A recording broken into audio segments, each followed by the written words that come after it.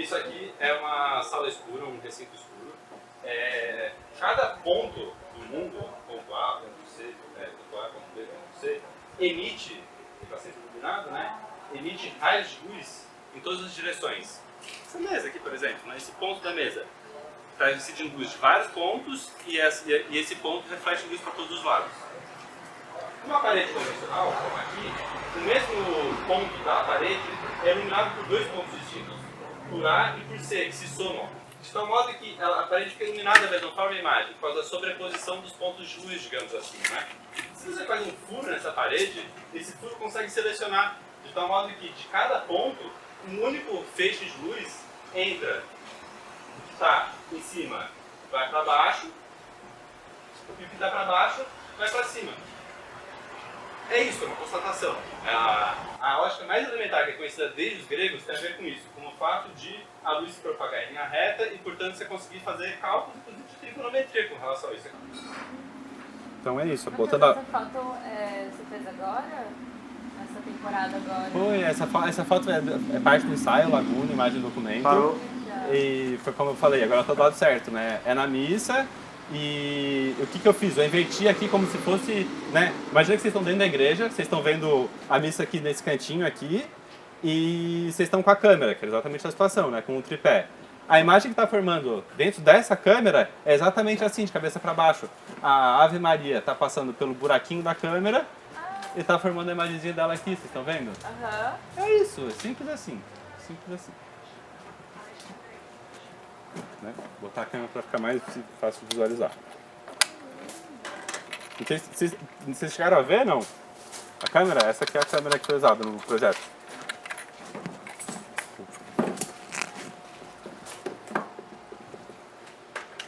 Ela tem basicamente um disparador para você conseguir selecionar o tempo de exposição. Eu, no caso, uso uma câmera de pneu de bicicleta para travar a exposição e deixar aberto aqui.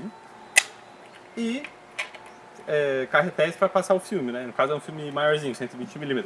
Mas é basicamente isso. Se vocês apontarem para a luz, vocês vão ver. Tem um fininho bem pequenininho que é para onde passar a luz. É isso.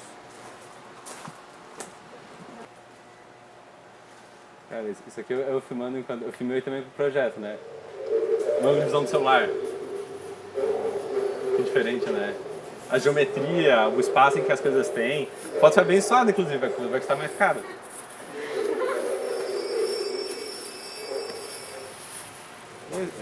Nesse momento a câmera estava aberta, né? Foi exatamente no meio da foto mesmo. E o padre não apareceu, cara. O padre não apareceu na foto, mano. Enfim, é um fenômeno óptico, como todo fenômeno óptico não tem uma temporalidade inscrita nele mesmo, não é? Mas, como eu disse, ele passa a ter um significado peculiar no Renascimento e, enfim, a principal referência, né, que eu estou usando nessa exposição é o livro desse cara chamado Jonathan Crary, que ficou famoso recentemente por conta de um livro dele chamado 24/7, Capitalismo e os Fins do Sono.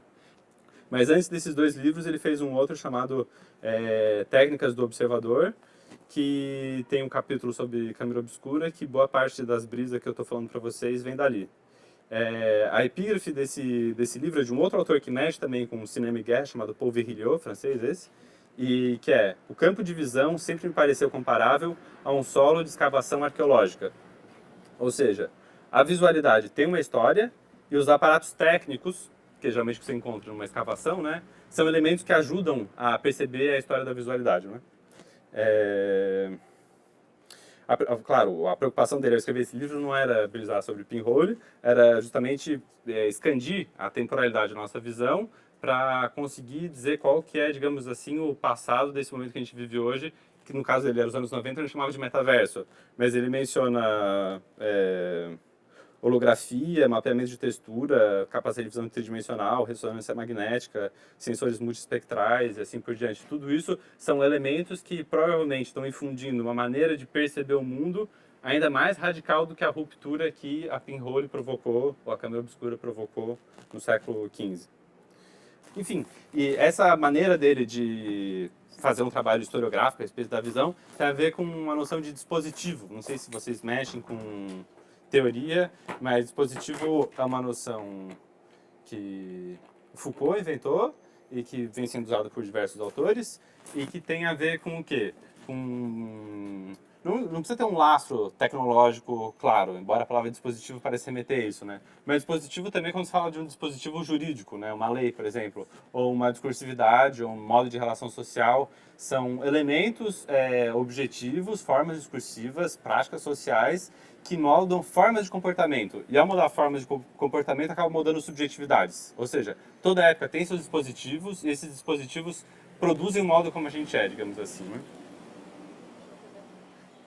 E, enfim, essas duas referências que eu estou usando aí, elas não têm nada a ver com Jonathan Pryce. São dois livros dos anos 50, na verdade. Os anos aí são porque as edições são mais recentes. Mas enfim... Vocês conhecem Panofsky, Gombrich? Alguém já leu esses caras aí, não? Não? Gombrich, tipo, se vocês querem uma dica, quero uma história da arte, porra, enciclopédica, geral. Compra o Gombrich, mano. Esse bicho ele escreveu isso pro ensino médio. Lógico que como ele fez nos anos 50, ensino médio era outra fita, né? E o Panofsky é isso, ele é tipo... Enfim, historiador da arte, muita referência. Esse livro dele, Renascimento e Renascimento na Arte Ocidental, o nome é esquisito, né? Mas faz sentido. Qual que é a brisa? Tipo, a brisa dele é mostrar como o Renascimento não é tipo uma ruptura absoluta na história da arte, como ao longo da Idade Medieval. A Idade Medieval não foi a Idade das Trevas, existem várias, enfim, coisas muito interessantes na Idade Medieval, ou seja, houve renascimentos na Idade Medieval. O pensamento antigo foi revivido de diversas maneiras. É isso, não foi uma grande noite em que todos os gatos foram pardos. E apesar disso, houve um renascimento. Então é renascimento e renascimentos, é isso. E esses renascimentos fizeram parte do renascimento e vai ser o último quadro desse negócio, é justamente o cara que tá lá em 1350 ainda e já tem uma descoberta fabulosa. Enfim, vou ler uma passagemzinha do Panofsky, vocês não durmam. Eu acho que é a melhor maneira de caracterizar o espaço pictórico é uma definição. Um espaço pictórico poderá ser definido como uma área aparentemente tridimensional, composta de corpos ou pseudocorpos, tais como as nuvens, e de interstícios, de espaços, que parece estender-se indefinidamente para além da superfície pintada, objetivamente bidimensional. O que significa que essa superfície perdeu aquela materialidade que possuíra na arte da Alta Idade Média, deixando de ser uma superfície de trabalho opaca e impenetrável, quer fosse parede, painel, tela, papel ou manufaturada pelas técnicas características do tapeceiro ou do peintre verrier, é o cara que faz vitral, né? Para se tornar uma janela através da qual podemos contemplar uma parte do mundo visível, né? Deixa de ser uma coisa dura, opaca e passa a ser uma janela por meio da qual você contempla a própria natureza, né? Os pintores deveriam saber, afirma Leon Battista Alberti, foi um arquiteto que escreveu um livro que abalou nos anos 1450, todo mundo lia da pintura e se amarrava. Os pintores deveriam saber, afirmou ele, que percorrem uma superfície plana com suas linhas e que ao preencherem as áreas assim definidas com as cores, a única coisa que procuram conseguir é que as formas das coisas vistas surjam sobre essa superfície plana como se fossem feitas de vidro transparente. E explicando melhor, descrevo um retângulo do tamanho que me aprouver e imagino-o como uma janela aberta através da qual observo o que quer que deva ser ali representado. Enfim, Panofsky citando Alberti, que é esse arquiteto do século XV, para explicar o que é o espaço pictórico. E aqui, ó, todos os exemplos que eu peguei são da Alta Idade Média. Isso aqui é um gibizão de 70 metros de comprimento que fica em Bayeux, chama Tapeçaria de Bayeux, que é na Normandia, no norte da França, e que tipo, narra a invasão normanda da Inglaterra com tudo bordadinho à mão. E é isso que ele está descrevendo, uma superfície opaca. Você não parece estar olhando uma janela, não é? Você tem uma... Oi?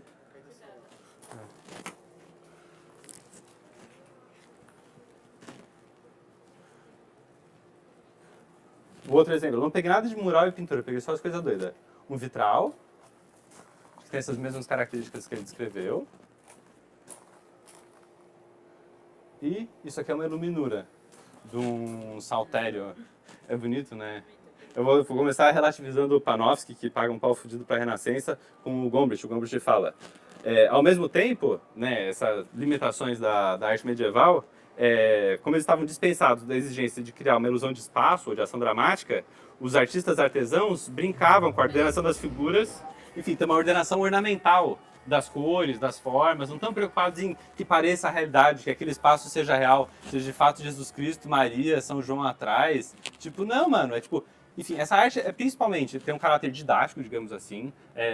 As ilustrações têm o princípio de divulgar o ensinamento religioso, nem todo mundo sabe ler. Então, tipo, tem essa função de ilustrar determinadas parábolas bíblicas e assim por diante. Então, as imagens valem como palavras, né, digamos assim.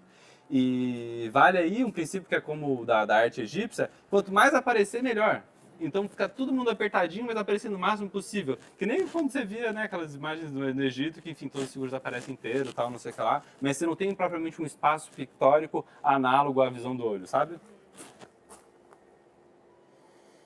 Aí você pega, isso é, né, o sepultamento de Cristo, aí você pega o Giotto que eu falei, né? Giotto é o primeiro influencer da arte ocidental. Esse bicho, tipo, até então, era um artesão, tipo, não sabe quem que desenhou isso aqui, né? Esse aqui é o primeiro cara que, tipo, ficou famoso em Florença, mas ele vai estudar em Roma, e em Roma ele tem contato com o que sobrou da arte grega e latina, que é basicamente escultura, né? E aí você vai ver, mano, a maneira dele de figurar os objetos, e os objetos têm, assim, uma solidez, uma tridimensionalidade, eles parecem todas esculturas, cara. É uma brisa. Só que ao mesmo tempo, tu não tem um espaço muito proporcional, sabe? Não tem linha de fuga. Até as coisas vão ficando menorzinhas, mas você tá vendo que tal como na arte grega e latina, o princípio geométrico de construção da imagem vale para os objetos. Os objetos são imaginados, né, individualmente como tridimensionais, mas não existe uma maneira de organizar o espaço pictórico de uma maneira regrada, digamos assim, não é? Então é isso, Giotto é a figura da transição, entendeu?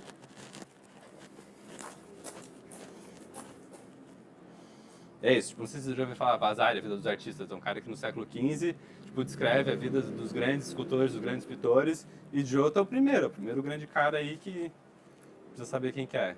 E aí, enfim, o exemplo, acabou de ser restaurado, 2019, o Adoração dos Reis Magos do Da Vinci. É um desenho, era para ser uma pintura, mas está inacabada, e, enfim, aqui tá tudo muito claro, né? O ponto de fuga, a maneira como as coisas se organizam, a taxa como as coisas vão diminuindo e tal. Enfim, né? O paradigma da pintura moderna. Quando eu escrevi no cartaz, inclusive, o papel da Pinrolho no nascimento da pintura moderna. Não estava falando de Manet, Monet, Van Gogh, nada disso. Não estava falando de pintura moderna no sentido moderno e medieval, né? Tipo, o berço da pintura moderna no sentido panofskiano enfim, é esse momento, né? Vou dar mais um exemplozinho de pintura em que é um desbunde, né? Compara, tipo, isso aqui com isso aqui. Faz uma foto. Isso é um Vermeer, né? Tipo...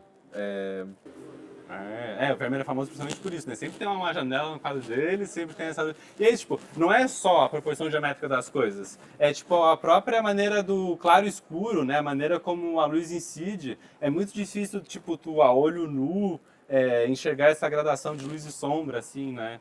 Enfim, você tem um dispositivo que fixe teu ponto de vista e você consiga se concentrar já numa imagem bidimensional e não com a profundidade, com o olho focando, indo e vindo, faz toda a diferença. E, enfim, vou ler uma passagem do Da Vinci falando disso aí. Quem acreditaria que um espaço tão diminuto, no caso uma caixa, né, não uma sala, um espaço tão diminuto poderia conter a imagem de todo o universo? Que processo poderoso, que talento poderia estar apto a adentrar a natureza desse modo? É isso que guia o engenho humano à consideração das coisas divinas. Eis as figuras, as cores, todas as imagens do universo contraídas por um ponto. Que maravilhoso ponto. Olha aqui. As brisas também, né? Isso aí, cara, tipo, assim como se usava a câmera obscura para fazer decalque de uma imagem que ia sair, existiam também, tipo isso, você projetava uma determinada, você botava, né, uma caixa dessa, uma determinada cena, e você pintava dentro da própria caixa a cena. E aí depois, essa aqui, acho que eu descrevo aqui, tem um lado que é de vidro para poder iluminar, o restante ela toda fechada e tem uma pinhole em cada lado. E aí tu botava o olho e é uma espécie de Big Brother, tu vê, tipo, dentro como se fosse, tipo, uma miniatura da realidade, tá ligado? Porque alguém teve o cuidado de pintar assim com minúcia. Então, tipo, esse negócio da peep show, não sei como chama em português, não consegui descobrir. Peep é a espiadela, né, a olhadela. Era uma coisa que, pelo menos no século XVII e século XVIII tinha muito, assim. Uma caixinha de surpresa, né, uma coisa meio assim, né? Quando era criança, tinha muito aquela foto que você pegava e botava aqui no olho. Aí você Né, que lá tem uma lentezinha, né? E é um acetato, é um filme mesmo, né? Que projeta contra a luz, assim. Mas tem a ver, tem a ver. A brincadeira é parecida. O princípio eu acho que é um pouco diferente, mas a brincadeira é parecida. Ah, isso aqui é uma brisa. Porque o dito pai da perspectiva linear, que é essa, né, em torno de um ponto fixo e com essa taxa, né, com essa pirâmide visual que se organiza para as coisas ficarem pequenininhas, né? Quem primeiro elaborou um sistema para isso ser desenhado de maneira rigorosa é o Brunelleschi, que é o mesmo cara que fez aquele domo em Florença. A Liz morou em Florença, deve ter ficado brisando muito, né? Muito lindo. Tem muitas coisas do Brunelleschi lá. Mas olha que brisa, ele para demonstrar que o sistema dele era exato, ele tipo pintou um quadro, o quadro tá virado para vocês, né? Tipo, a ideia é o quê? Eu fico de costas pro quadro e tem um furinho. E eu tô exatamente na posição em que foi pintado. Vou ficar, deixa eu pensar. Finge que aquilo lá é o batistério, esse prédio que ele pintou, né? Lá tá o batistério, pintei o batistério, tô exatamente na mesma posição. Faço uma pinhole, não sei se ele fez pinhole para desenhar, pode ter feito ou não. Tô aqui, tô olhando pelo buraco, tô vendo a imagem. Se eu levanto um espelho, eu não vejo mais o próprio batistério, eu vejo o quadro que eu fiz, não é? Então, era a maneira dele de provar que a pintura dele era igual ao objeto que ele tinha feito, entendeu? Era uma demonstração. E aí chegou ao ponto de, tipo, o céu ele não pintou, ele usou prata derretida. Pra se o dia estivesse mais nublado, ficar nublado, tá ligado? Enfim, ó, essa é uma outra máquina de perspectiva. É isso que eu falei, né? Tipo, você tem um ponto fixo, o olho não fica focando. Porque isso, uma das características da imagem formada pelo ponto, né, pela pinhole, é que fica tudo em foco. Não tem desfoque, não tem princípio de desfoque. Então, tipo, é isso. Se você fixa um ponto e que você conseguir regular a distância que você fica, você consegue reproduzir, por exemplo, você acha que uma estátua, né? Tá numa proporção maior do que os caras. Então é isso, tá, tipo, organizando para poder desenhar a estátua. Tá.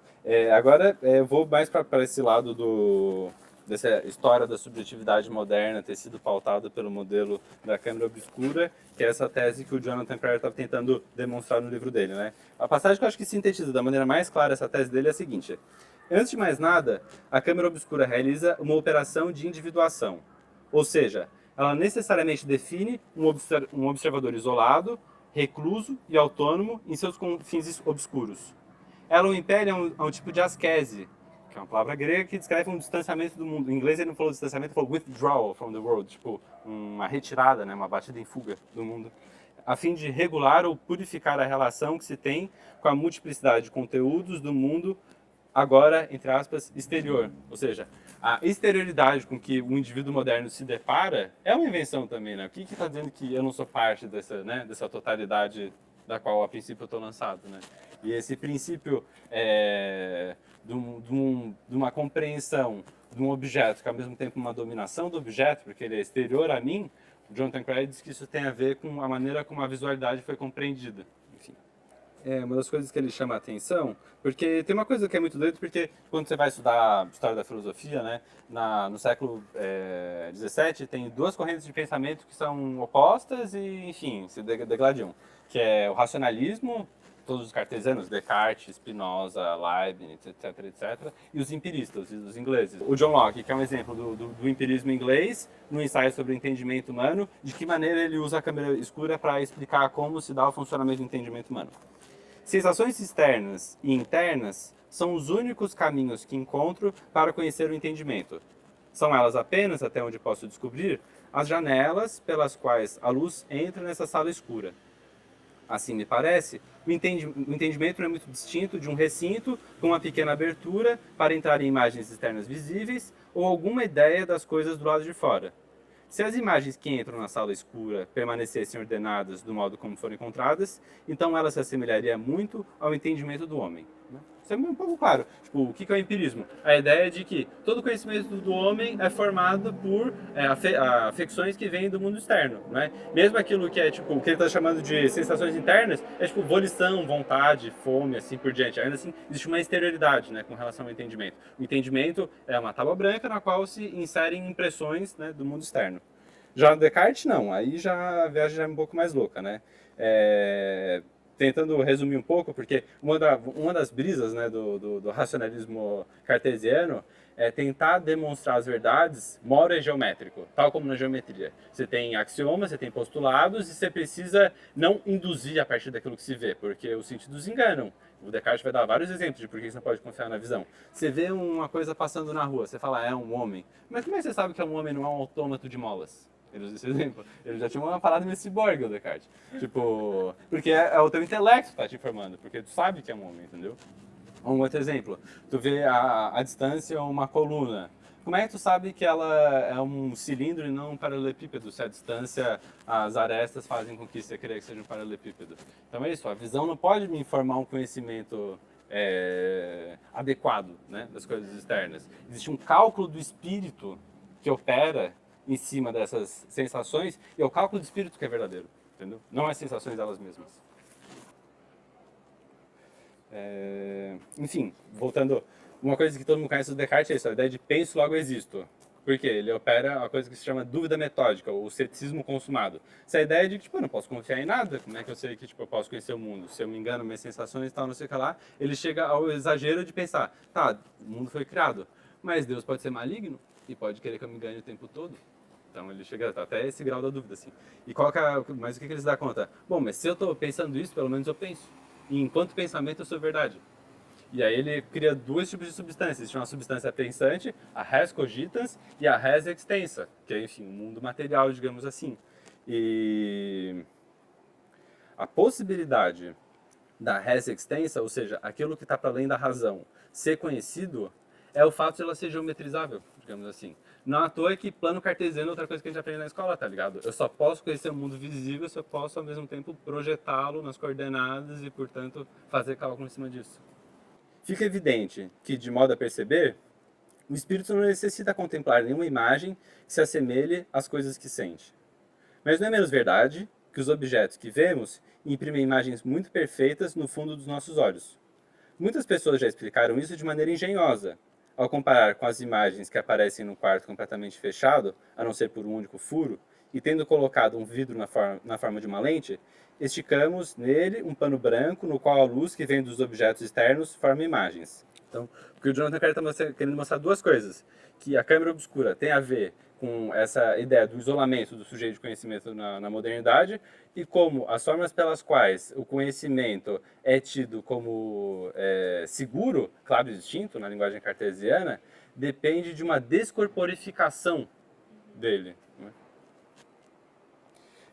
Enfim, saindo um pouco do século XVII, indo para o século XVIII, um outro registro da câmera obscura, ainda em chave de é um dispositivo que produz verdades, você tem um texto do Rousseau, que não sei se vocês sabem, mas Rousseau foi cancelado, é uma figura, ele era desconstruidão, mas foi cancelado no século XVIII, porque ele tinha uma porção de filhos que ele não bancava, e aí ele, do ostracismo ele escreve as Confissões, que é o modo pelo qual ele queria entregar a verdade, né, de si mesmo ao público. Que ele vai usar a noção de câmera obscura para dizer o quão fidedigno o retrato que ele está fazendo de si mesmo é. Ele fala, se devo produzir um texto cuidadoso, desculpa porque de novo é a tradução da tradução. Se devo produzir um texto cuidadoso, não farei como os demais, não farei uma pintura de mim mesmo. Traçarei meus contornos com exatidão, que nem você faz, né, aquele dispositivo. Este é o meu retrato e não um livro. Executarei-o como se estivesse numa câmera obscura. Nenhuma arte necessária, além de traçar exatamente os elementos que observo. Falarei de cada coisa como a sinto, como a vejo, sem reflexões, sem constrangimento, sem me perder em detalhes insignificantes. Serei verdadeiro, sem nenhuma reserva, direi a todos, o bom, o mal, direi tudo, enfim.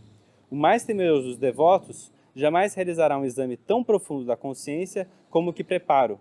Jamais apresentarão em um confessionário reentrâncias tão recônditas da alma com a mesma meticulosidade que apresento as minhas ao público.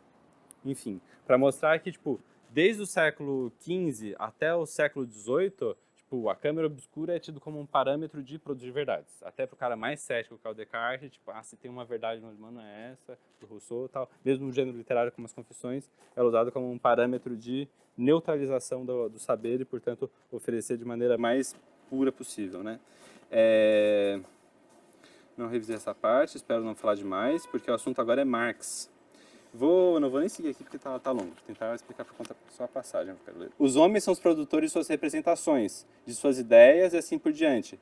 Mas os homens reais, ativos, tal como são condicionados por um determinado desenvolvimento de suas forças produtivas e pelo intercâmbio que a ela corresponde, até chegar às suas formações mais desenvolvidas. A consciência, Bewusstsein, não pode jamais ser outra coisa do que o ser consciente, Bewusstsein. e o ser dos homens é o seu processo de vida real. Agora a passagem que mais importa. Se em toda ideologia os homens e suas relações aparecem de cabeça para baixo como numa câmera obscura, este fenômeno resulta do seu processo histórico de vida, da mesma forma como a inversão dos objetos na retina resulta de seu processo de vida imediatamente físico. Né? Tipo, a ideia do Marx qual que é? Não basta, tipo, a maneira como o homem compreende a realidade não depende exclusivamente para dissolver essas representações, né? Não depende da mera vontade dele. Existe uma circunstância real, a história é feita pelos homens, mas a partir de materiais já dados. E o modo como você vai compreender já está dado de maneira invertida, digamos assim. Né? E essa maneira de insistir que existe uma ilusão e que essa ilusão é necessária, ou seja, que não basta boa vontade para dissipar o modo como o mundo aparece diante de mim, isso é o jovem Marx, como eu disse, o jovem Marx acaba jogando fora esses manuscritos, dizendo que isso não tem nada a ver, mas quando ele se torna o jovem, o Marx maduro, por exemplo, do Capital, ele permanece com esse tipo de metáfora. E aí que ele vai falar, e eu dei esse nome, né, esqueci de botar essas imagens aqui. Isso aqui, enfim, era para mostrar o Descartes e o Locke elaborando concepções do entendimento humano a partir da câmera obscura, enfim, com a relação com o olho. E aqui são câmeras obscuras da época do Rousseau, quando ele escreve as confissões, e além de tudo fica no meio do mato, e o Rousseau ficou no meio do mato ostracizado mesmo, né? E o Marx vai usar essa noção de fantasmagoria, que eu acho que tem um pouco a ver com essas fotos que eu estou fazendo, no capítulo 1 do Capital, quando ele vai falar que é muito doido os processos sociais, porque eles se autonomizam tanto com relação aos homens, que você vai no mercado e tem a impressão que de fato o dinheiro é capaz de se trocar por uma lata de sardinha. Então os objetos parece que ganham uma vida própria, ele vai chamar de fetichismo na mercadoria, né? Como se elas estivessem enfeitiçadas e fossem capazes de se equivalerem entre si, fazerem trocas entre si. E ele vai falar isso, que o mundo do capitalismo, na verdade, é o reino das mercadorias, e essas mercadorias se comportam como uma fantasmagoria. Enfim. E quando ressurge a pinhole nos anos 60, principalmente, essa foto dos anos 60, geralmente tem essa abordagem da fotografia experimental que tem a ver com trabalhar com uma imagem mais macia, com tempos de exposição mais longos e, portanto, com um movimento um pouco mais borrado. E, enfim, vou mostrar umas imagenzinhas que eu acho que não sei se são significativas, mas que acho que vale a pena mostrar. Essa aí, por exemplo, é a miniatura, tipo, o porquinho, na verdade, é um apontador.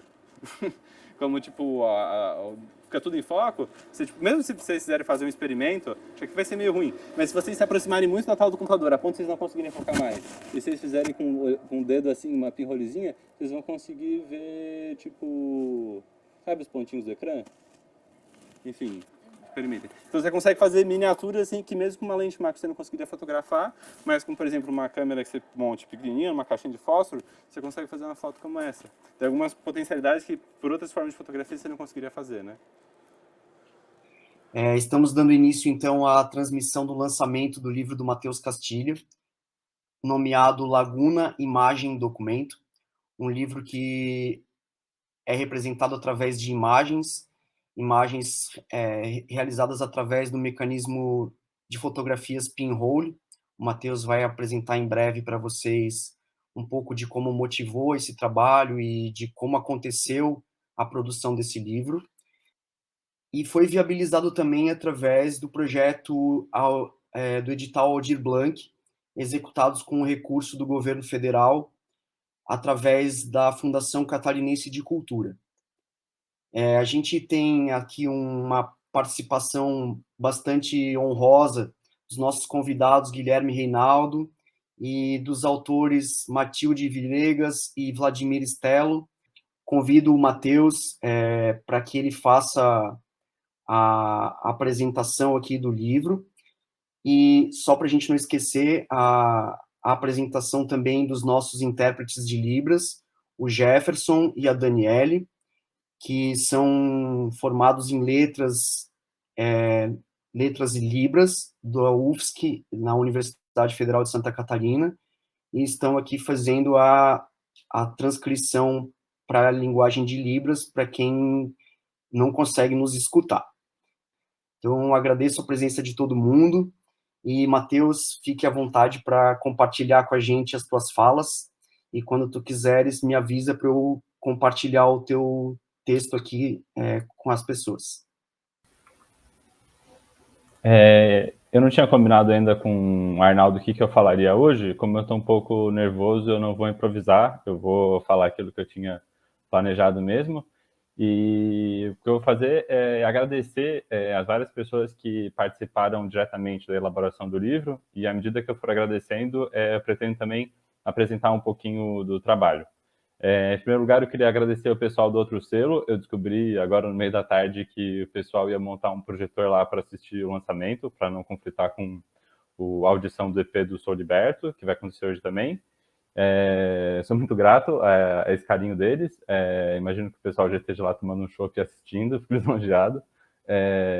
Bom, eu já agradeci a eles no livro, na verdade, porque como parte desse projeto eu ministrei também uma aulinha sobre a história da Pinhole, e eles não só cederam espaço, como participaram da aula. E foi ali que o texto de apresentação do livro começou a ser formulado. Porque, enfim, nessa aula eu debati um pouco o papel da câmera obscura, que é o nome que os renascentistas deram para a Pinhole, o papel que ela teve nas origens da modernidade. Isso está condensado nesse textinho de apresentação.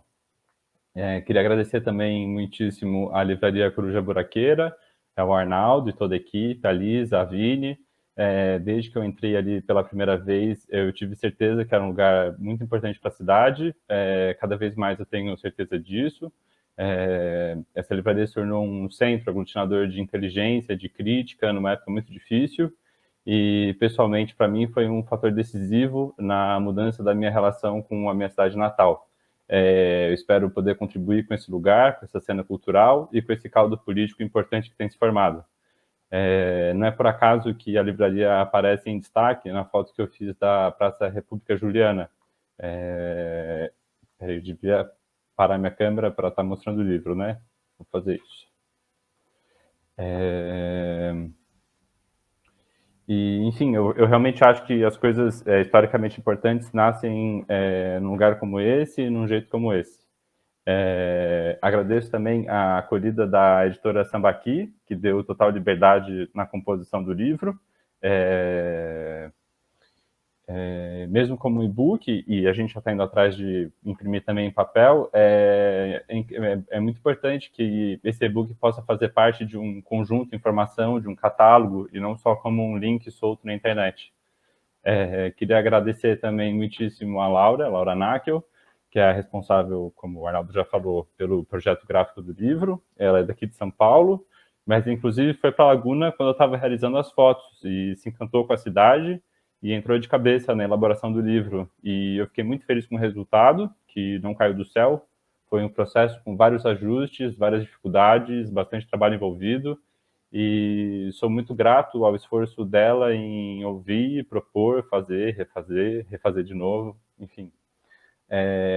Sou infinitamente grato a Maria Lívia, não tenho nem como agradecer suficientemente minha companheira. Ela não só ajudou a produzir o trabalho, mas deu um incentivo sem o qual o projeto não teria nem começado. Claro que minha gratidão se estende muito além desse livro. Ela foi muito, muito parceira nesse período que a gente passou em Laguna, durante a pandemia, e agora também na nossa volta a São Paulo. No caso especificamente do projeto, o pessoal do teatro chama ela de infalível, né? E é um privilégio poder contar com essa capacidade invejável de trabalho para resolver um bocado de pepino e detalhes que certamente me escapariam. Queria agradecer muitíssimo a Matilde e o Vladimir, em primeiro lugar, por terem aceitado o convite de participar desse lançamento. É uma honra para mim a presença deles, e é também uma vantagem, porque assim eu fico liberado do trabalho de falar sobre a cidade e sobre a noção de cidade-documento, que é decisivo para esse ensaio. E eu espero que eles eventualmente possam corrigir algum erro que eu cometi, escrevendo também os textos do livro. Para vocês terem a ideia da importância que o trabalho deles teve para o meu ensaio, só lendo o texto que está ao final do livro. Trata-se de um comentário, na verdade, desse livro incrível que eles escreveram, chamado Entre os Morros e a Lagoa, Laguna Cidade Documento, em que eu declaro por extenso toda a minha dívida intelectual que eu tenho com relação a eles, na compreensão da cidade. mesmo antes desse livro, eu, a Maria e uma amiga chamada Natália Dallas Alma, além dos atores e do Renato que ajudou com o pôster, a gente fez um filme, um curta-metragem chamado Cabeça de Vento, em que parte do acervo iconográfico que eles levantaram a gente usa como material fílmico mesmo.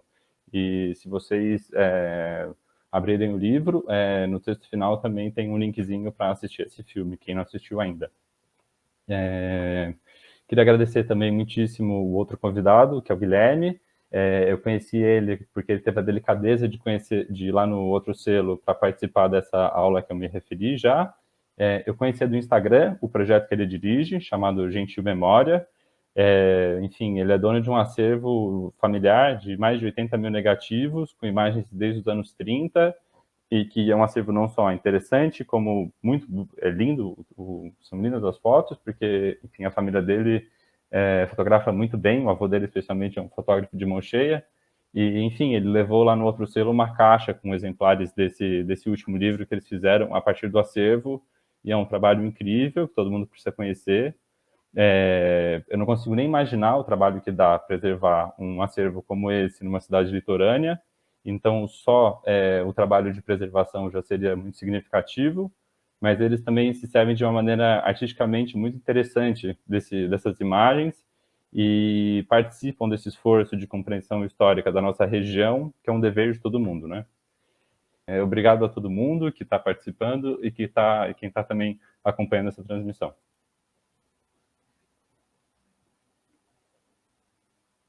Arnaldo? Matheus, eu vou passar o livro, se tu puderes comentar alguma coisa, algum detalhe específico que tenha eventualmente chamado a atenção na produção dele, que tu queiras comentar, fique à vontade.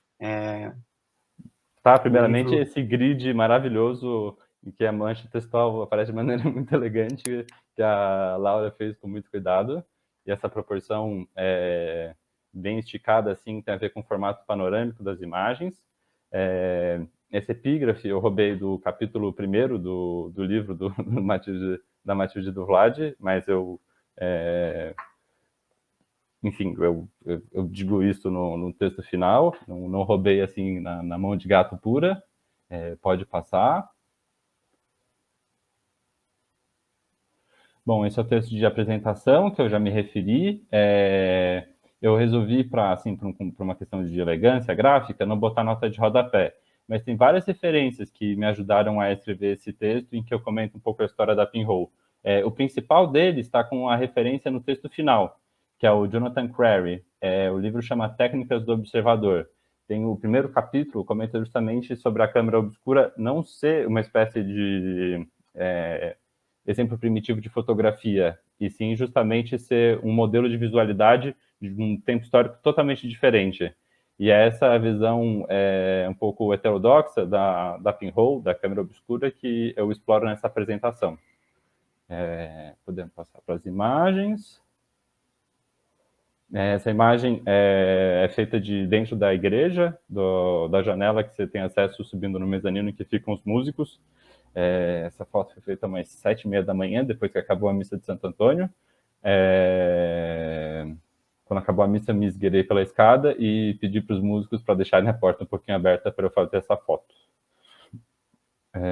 Acho que pode passar. Essa foto do arquivo público, atualmente uma casa Candemil, né? Não sei se dá para comentar muita coisa. Do lado esquerdo dá para ver na segunda janela, dá para ver uns documentos e uns arquivos. Eu achei que isso poderia ser um elemento interessante de composição, mas é claro que o que me motivou essa foto foi principalmente essa luz incidente, né, do sol se pondo.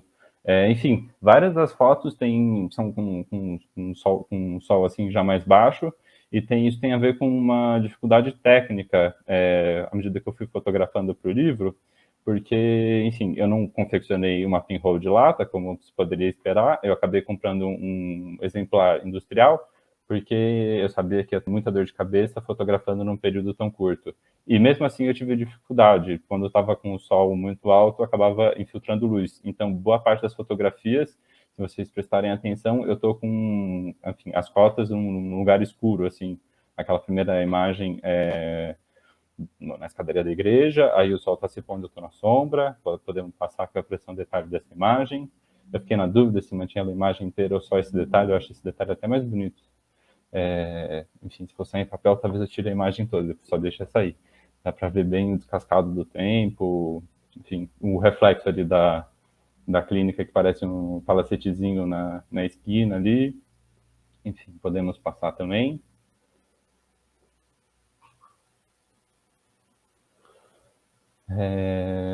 Sou muito grata à Poliana, não sei se ela está assistindo, mas enfim, eu botei esse agradecimento por extenso no livro também.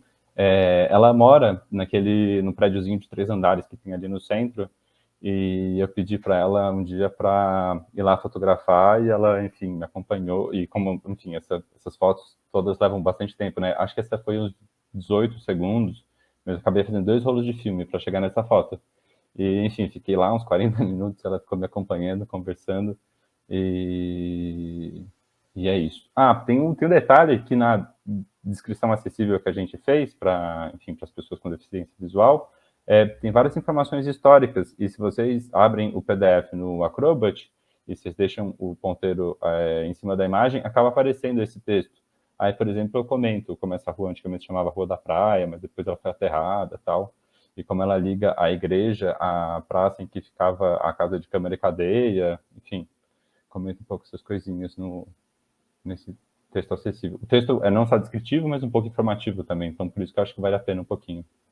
Pode passar para a próxima também. Essa imagem também eu me referi, enfim, essa que é a praça atualmente chamada de República Juliana, atrás está atualmente o museu, e que antigamente foi a casa de câmara e cadeia, e onde também se proclamou a chamada República Juliana, e eu resolvi botar em primeiro plano a livraria, que é onde, enfim, me referi, que é esse lugar aglutinador da inteligência municipal atualmente. Podemos passar para... do lado direito aparece a minha bicicleta de Bicicleta Maria. Agora já foi. Pode passar. Várias imagens acabaram ficando com, enfim, vazamentos de luz, e eu aproveitei poucas dessas imagens. E tinha uma coisa, assim, de decisão artística com relação ao livro, que era não estilizar muito, sabe? Pegar a imagem crua mesmo, enfim, claro que tem um pouco de correção de cor, até para as imagens dialogarem entre si, não ficar muito disparatado, assim, né? Mas usar elas mais naturais, assim. E essa eu não sei, eu acho que ela imediatamente, essa vinheta, essa luz entrando, fazem a pessoa sair do tempo histórico atual, sabe? Eu olho para essa foto assim e vejo essa igreja como se estivesse, sei lá, em meados do século XVIII. Embora devesse ser muito diferente a cidade. Essa foto foi tirada no mesmo dia daquela primeira, na missa de Santo Antônio. Essa foto ficou com o filme, né, exposto por 13 minutos, se eu não me engano. No final do livro tem um mapa, e vocês vão ver que no mapa tem não só a informação do local em que a imagem foi tirada, mas também o ISO e o tempo de exposição da foto. Então, nessa foto, pelo corredor à esquerda ali, o padre estava passando para abençoar os pãezinhos de Santo Antônio. E, enfim, precisa de tanta luz, né, para registrar essa imagem, que o padre não aparece nem como borrão. As pessoas acabam aparecendo porque, como elas só estão ajoelhando e se levantando, acaba ficando, pelo somatório desses movimentos, ficando marcado o filme. Acho que pode seguir. Essa fotografia é de um lugar que eu acho que poucas pessoas conhecem, é do cemitério lá da Ponta da Barra. Lá ao fundo dá para ver uma das praias mais bonitas de Laguna, que não tem nenhuma edificação, né? Só a praia mesmo, Praia do Gravatá. Eu escalei numa tumba de 2 andares para tirar essa foto e montei o tripé lá em cima, fiquei torcendo para ninguém aparecer.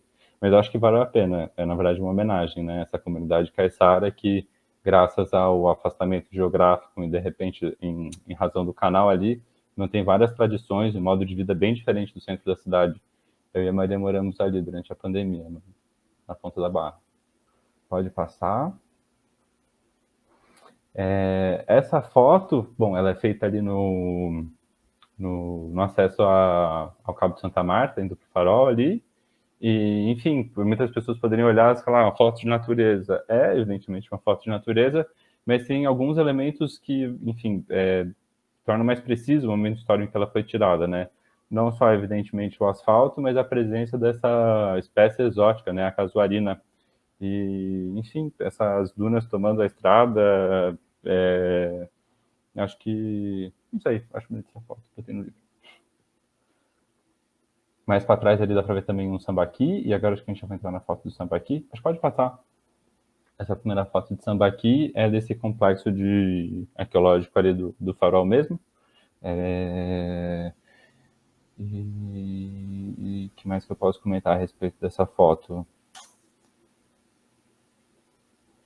Não sei, eu tirei muitas fotos de samba. Eu tirei acho que uns 5 ou 6 rolos de foto de sambaqui para escolher essas que foram pro livro. Agora, por que eu escolhi essa, não sei dizer. Pode passar. Essa eu tirei não no Farol, mas na Praia do Ipuã. Eu estava nesse verão na minha segunda temporada como guarda-vida. Sim, a pessoa tem que sobreviver. E tirei essa foto clandestinamente. Eu já tinha ido na minha folga tentar fazer essa foto, não consegui. Aí no dia que eu estava fazendo educação física, eu resolvi fazer trilha com a câmera e tirei essa foto lá do alto do morro. Enfim, eu acho que esse sambaqui é um dos que dá para, enfim, mais fotogênicos talvez, né? Parece uma montanhazinha assim. E, enfim, dá para ver ele na sua inteireza e na sua, não sei, tem uma grandeza meio enigmática, né? O sambaqui, eu acho que essa foto tenta transmitir um pouco isso. Acho que pode passar. Isso é um pôr do sol no Ipuã.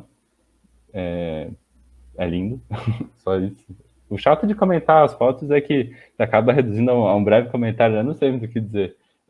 Esse recorte da imagem quem propôs foi a Laura, e enfim, eu acho lindo porque chama a atenção para essa superfície rugosa do mar, a composição cromática, e enfim, por uma limitação da câmera, ela cria uma vinheta nas bordas, então você tem uma transição de um azul bem claro no canto, né, no caso do detalhe no canto esquerdo, e vai ficando um azulão escuro pro lado direito, bonito. Pode passar mais uma. Essa lateral do Cinemusse. Eu tenho um apego a essa lateral do Cinemusse desde criança, e só depois de muito tempo eu me dei conta que, na verdade, essas portas e janelas são quase todas falsas, né? Porque dentro está a sala de projeção do cinema e não pode entrar luz. Então, hoje eu olho para essa fachada, para essa foto e penso assim num cenário de filme de Bang Bang, que tem aquelas fachadas falsas de papelão. A fachada do Cinemusse, a fachada lateral do Cinemusse é um pouco assim também, essas janelas são falsas. Pode passar. Essa é a entrada do Cinemusse. Aqui, esse é um concerto natalino da banda Carlos Gomes dentro do congresso depois da revitalização dele, foi no final do ano passado. Pode passar. Enfim, é da mesma noite, uma fotografia do lado de fora. Tem gente que não saca o que são esses fachos de luz amarela, são os carros passando, como, enfim, essa foto também, acho que tem a exposição dela, é tipo uns 4 minutos, os carros passam e acabam marcando o filme, enfim, ao longo da sua trajetória toda. E é uma das esquinas mais antigas da cidade, né? Fica bem na reta da Igreja Matriz. E, enfim, pro textinho que escrevi pro site e faço a questão, que enxerga uma esquina ao longo de 3 séculos, eu estava pensando justamente nessa esquina, e me lembrando da história que o maestro da banda Carlos Gomes contou logo depois do concerto, de que, enfim, ele tocou em vários bailes de carnaval no Clube Congresso, e para o pessoal ir embora, quando, enfim, já era, não só o dia tinha raiado, como já eram por volta das 9 da manhã, ele saía com a banda e dava uma volta no quarteirão para o pessoal ir embora para casa. Enfim, essa esquina já deve ter visto muita coisa. De fotografias é isso. Tem mais esse detalhe.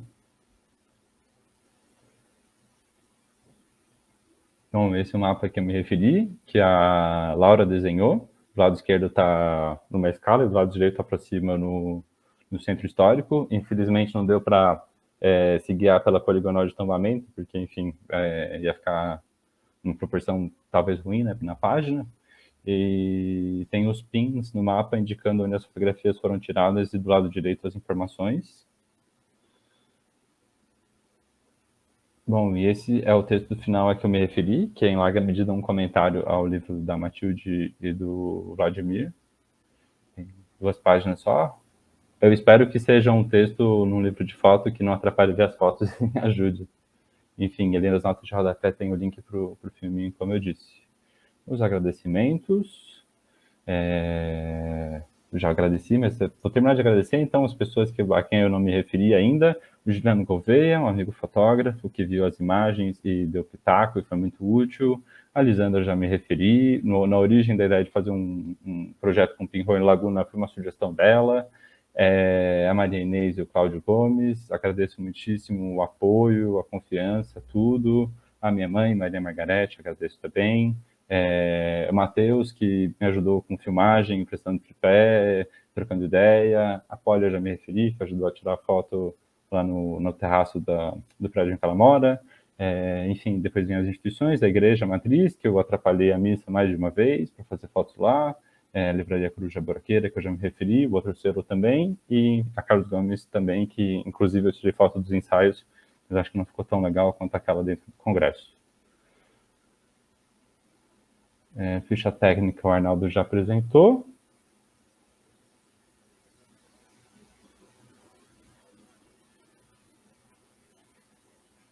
Lembrando só aqui que as impressões Fine Art podem ser solicitadas pelo Matheus, né, através do e-mail que ele escreveu no livro. Então, é uma forma de a gente apoiar a arte e, de certa forma, difundir esse olhar para a cidade de Laguna. Então, se o Matheus não fez o marketing dele, eu deixo obrigado, aqui Arnaldo. Registrado na nossa transmissão ao vivo. Obrigado, Matheus. Tá. Se alguém quiser alguma cópia, assim, para botar na parede, dá para fazer até em 1 metro por meio metro, assim, dá para fazer um panorama grandão bem bonito. E eu prometo caprichar na escolha do papel e no cuidado com a impressão. A fonte que a Laura usou. E é isso, o restante da imagem. Aliás, eu preciso agradecer também um laboratório de Curitiba chamado Lab, que eles mandaram primeiro a digitalização, cortando fora esse revelado, essa parte revelada do filme, né? E aí eu pensei, putz, isso... Principalmente eu pensei em usar isso como capa, usar uma capa bem minimalista e botar a imagem de ponta-cabeça do lado de trás, enfim, com uma citação da ideologia alemã. Mas, enfim, o projeto gráfico foi evoluindo e ele acabou ficando para a contracapa. Talvez receba aí um código de barras, né, quando for imprimir. Enfim, acho que é isso, Arnaldo. Legal, Matheus, muito obrigado pela explicação do livro. Assim, eu sei que é complicado a gente descrever a fotografia, até porque ela tem uma questão muito individual na observação dela e de como as pessoas fazem essa leitura, mas é interessante escutar do autor a forma de como foi tirada essa fotografia, o olhar e, às vezes, os aspectos técnicos. Isso é muito enriquecedor. Eu gostaria de convidar o Guilherme Reinaldo para participar dessa conversa aqui com a gente e fazer algumas das ponderações que ele percebeu ao se confrontar com o livro e fazer essa observação do lançamento dele. Obrigado, viu, Guilherme? Boa noite. Na verdade, eu que agradeço aqui o convite do Matheus, né? E o Arnaldo aí. O que eu achei muito interessante são os recursos que o Matheus usou para trazer esse paralelo, né? Que foi a fotografia pinhole, né? Que é um método super rudimentar, assim, que por si só ele já precisa de um tempo mais longo de exposição. Então, a partir disso a gente já consegue ter uma percepção, assim, né? Um tempo de exposição de uma maneira de fazer rudimentar, né? Que já nos remete a um tempo antigo, né? Que como é que eu posso dizer? Ele usa alguns segundos, né? Vamos supor 30 segundos para registrar uma fachada, por exemplo, ali como ele mostrou a foto do cinema, né? Que já tem uma história, a arquitetura já tem uma história, né, que conta ali, então ele já fica um tempo ali registrando aquele momento, né? Passam carros, então já tem uma história acontecendo enquanto ele registra a fotografia, né? A fotografia de uma coisa que já é histórica, né? Uma história dentro de uma história. E aí eu fico imaginando nessas reflexões que isso que isso pode nos trazer e pode nos gerar, né? Eu acho muito interessante trazer esse paralelo, né? De estar buscando os documentos como história, né? Que se baseiam no livro da Matilde e do Vladimir, trazendo os grandes arquiteturas ali do centro histórico de Laguna e passando para o lado de cá da balsa também, fotografando as praias ali e conseguindo mostrar com esses equipamentos, com essa técnica, né, a passagem do tempo que traz aqui. E também uma reflexão muito interessante que a gente costuma, que como eu estou trabalhando nesse projeto de digitalização, né, de cuidado de um acervo antigo também, né, que são fotografias antigas, que são documentos, né, de um passado que foi vivido pela sociedade, trazer essa reflexão de revelar um processo antigo e trazer a reflexão de digitalizar, né? Ela traz outra percepção da fotografia, né? Outra percepção da maneira de fazer, da forma de fazer, né? Então, eu achei muito interessante essa escolha dele, né? Da maneira como ele fez e que abre todas essas possibilidades de interpretação e de reflexão, né? Sobre o tempo, né? Sobre o passar do tempo, né? Eu acho que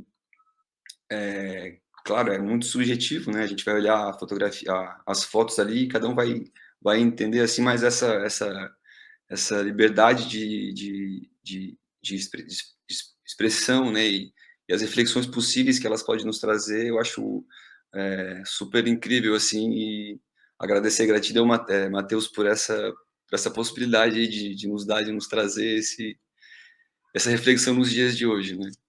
Recomendo altamente que baixem o livro, porque ficou realmente uma obra e aí precisamos imprimir, porque essa obra precisa ser impressa, voltar para o papel. Com certeza. Obrigado, viu, Guilherme? Eu que agradeço. Bacana. A gente agora convida a participação da Matilde e do Vladimir, que são autores do livro Entre os Morros e a Lagoa, Laguna, Cidade e Documento, um livro que inspirou bastante o Matheus na produção desse livro Laguna, Imagem e Documento, fazendo um paralelo com essa história. Obrigado pela participação, queridos, fiquem à vontade. Muito obrigada, Arnaldo, e primeiro, muito obrigada por o convite. Nós que nos sentimos muito lisonjeados com esse convite. Mateus, primeiro que tudo, parabéns. Achei muito interessante e muito bom o livro que conseguiste realizar. Acho que esse tipo de fotografia nos traz um valor que en este momento se ha perdido mucho en la fotografía, que es la autenticidad.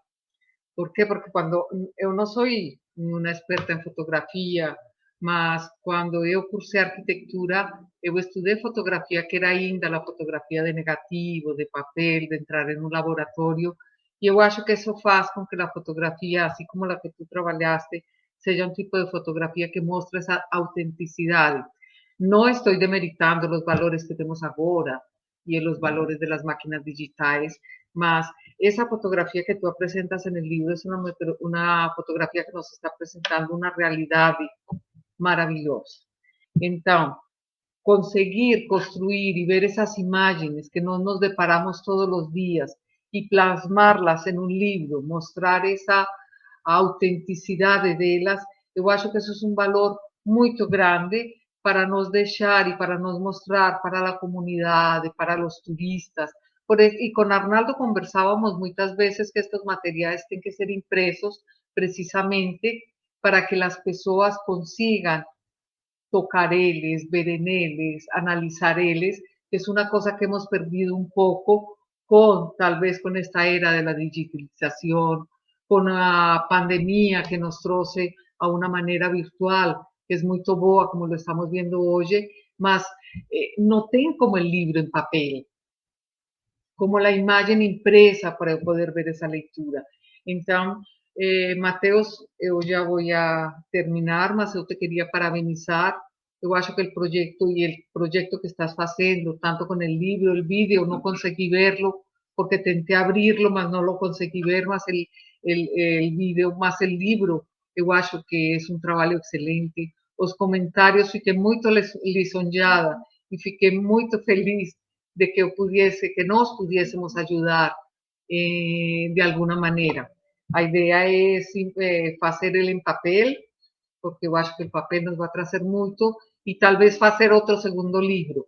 De todas maneiras, Mateus, eu tenho que passar o link, que está toda a dissertação completa. A dissertação completa tem outros capítulos que talvez te possam interessar. Então, parabéns para ti, muito obrigada por esse convite, fiquei muito feliz. E agora vou deixar um pouquinho de tempo para o Vladimir. Bom, Mateus, parabéns, né, pelo trabalho feito. Também o Guilherme, né, pelo trabalho que está desenvolvendo, né. É muito legal assim, a gente ver, né, que o livro esse que a gente escreveu a partir da dissertação da Matilde, realmente ele não é um livro para responder, ele é um livro para fazer com que as pessoas comecem a questionar, né, e é muito legal que a gente vê que, né, pelo menos com o teu trabalho que tu fez agora, né, a gente está atingindo esse objetivo, né, de fazer com que as pessoas questionem o que é isso, né, e façam alguma coisa, pensem um pouco sobre a nossa cidade, né, porque a gente sempre ouve muitas pessoas reclamando, né, do tombamento, reclamando que há um atraso, que, né, as casas velhas, e esquecem do potencial que isso tem, não só, não vou falar só em questões financeiras, né, mas potencial de abrir a mente das pessoas, né, e de trabalhar com a cidadania, né, das pessoas que vivem aqui, né, da sua cidade, e as pessoas se tornarem cidadãs a partir das suas memórias, né. Então, isso é muito importante. As tuas fotografias mostram isso, né? Elas são uma impressão, e toda fotografia é uma impressão, assim como os elementos que nós usamos no livro também são a nossa impressão sobre essa cidade documento. Acho que era isso, agradeço o convite para participar, o Arnaldo, e é isso aí. Como editor, eu fico bem feliz de ver esse movimento acontecendo. Os livros ficam virtualmente acessíveis de forma gratuita no site da editora, editorasambaqui.com.br. Façam os downloads, compartilhem esses livros. Boa noite para todo mundo. Boa noite, gente. Boa noite, muito obrigada. Parabéns, Mateus.